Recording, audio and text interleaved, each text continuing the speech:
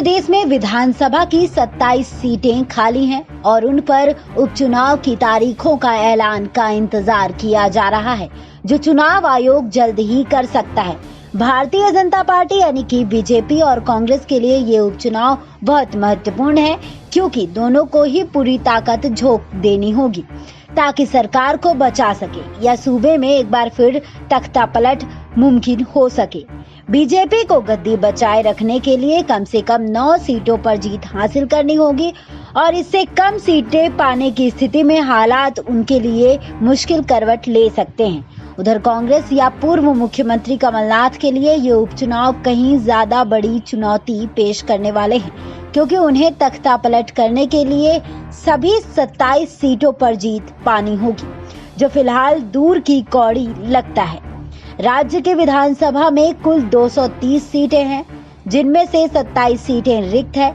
इस वक्त 203 सीटों वाली विधानसभा में बीजेपी की शिवराज सिंह चौहान सरकार के पास 107 विधायक है, जो बहुमत के आंकड़े से 5 ज्यादा है। वहीं कांग्रेस के पास इस वक्त सिर्फ 89 विधायक हैं। उपचुनाव हो जाने के बाद बहुमत का आंकड़ा 116 विधायक का हो जाएगा, जिस तक पहुंचने के लिए बीजेपी को कम से कम 9 और कांग्रेस को सभी 27 सीटें जीतनी होंगी।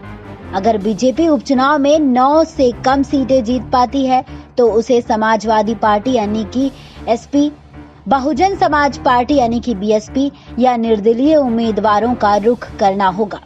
वहीं मौजूदा समय में 89 विधायकों वाली कांग्रेस को स्पष्ट बहुमत पाने के लिए उपचुनाव में सभी 27 सीटों पर जीत हासिल करनी होगी, तभी वो दोबारा सत्ता में आने का ख्वाब देख सकती है। वैसे अगर बीजेपी 9 से कम सीट जीत पाती है और कांग्रेस 20 से ज्यादा सीटें जीत लेती है तो कमलनाथ 4 निर्दलीयों, 2 बीएसपी और 1 एसपी विधायक का समर्थन हासिल कर दोबारा कुर्सी पा सकते हैं।